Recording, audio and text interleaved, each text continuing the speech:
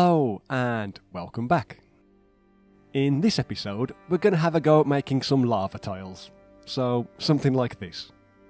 And as usual you can find a link to the PDF file for these down in the description. So let's make a start. Okay then, the first thing we'll need to do is glue the new floor texture to some single corrugated cardboard. Then we can cut that to size, and in this example I'll be making a room that's 4 inches square, so I'm actually cutting the cardboard 5 inches square just to allow for the half-inch walls that I always glue around the edges of the tiles. Okay, next I like to mark out which tiles I'll be cutting out, you know, for the places where the lava will be showing through. And once I've done that, then I'll start cutting these out, as you can see here. There's not much to say about this part really, other than to be careful when using a sharp knife, but that should go without saying. Anyway, just take your time. It's sometimes better to make several shallow cuts rather than trying to cut straight through in one go, and when we're done, we should end up with something that looks like this. Right then, next we'll glue the lava texture to some more single corrugated cardboard, and I've made sure that I have enough to make a grid that's 4 inches by 4 inches, as well as allowing for an extra ½ inch all the way around, so that it matches the other half of the tile that we just made. Then, all we'll need to do is glue one on top of the other. However, as you can see, just having a small area of lava peeking through, it doesn't look all that great. So here's a piece that I've spent a bit more time on, with a much larger hole, and I think that looks a lot better. So yeah, as I say, we'll just need to glue this on top of the lava texture, and I'm just using a regular glue stick for this. And we'll then place something heavy on top, just until it dries. Okay, once it has dried, it should look something like this. And now we'll just need to trim the bottom layer to size. It's fairly straightforward stuff.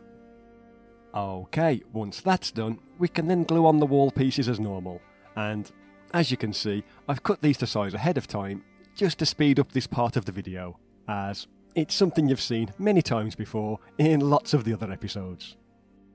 Anyway, once that's done, this is the kind of thing that we're left with. And if you like, you could call it done. However, if you want to take it a step further, we can take some more of the floor texture and glue that to some cardboard, and then simply start cutting out each individual stone slab. So I'll just fast forward this part, as it's not really all that interesting to watch, and there we go, there they are, all cut to size. Next, before gluing them into place, I like to position a few of the smaller pieces on top of the lava, kinda in the corners of the stone slabs, if that makes sense. Hopefully you can see what I mean in the video. And once I'm happy with the way it looks, I'll just glue these down with the glue stick again. So that's all I'm doing here. And there you go.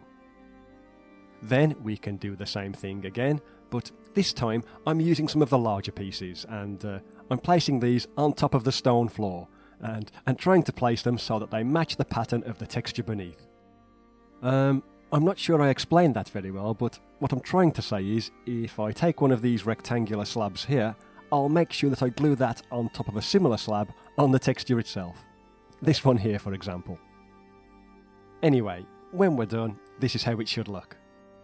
Though I'm not sure that the camera is showing the different levels of the stone slabs very well, but trust me, in real life they do make the floor look kind of uneven and a bit more ruinous. However, if you have no interest in making lava tiles, you can still use the new floor texture to make dungeon tiles without a grid, you know, if you prefer a gridless approach for this kind of thing. So yeah, that's my take on lava tiles. They do take a bit longer to make than the regular tiles, but I do think it's worth the extra effort. Anyway, all that's left to say is thanks for watching. As always, I'll be interested to know what you think of these down in the comments, but yeah, that's it for this one. I hope you enjoyed it, and I'll see you next time.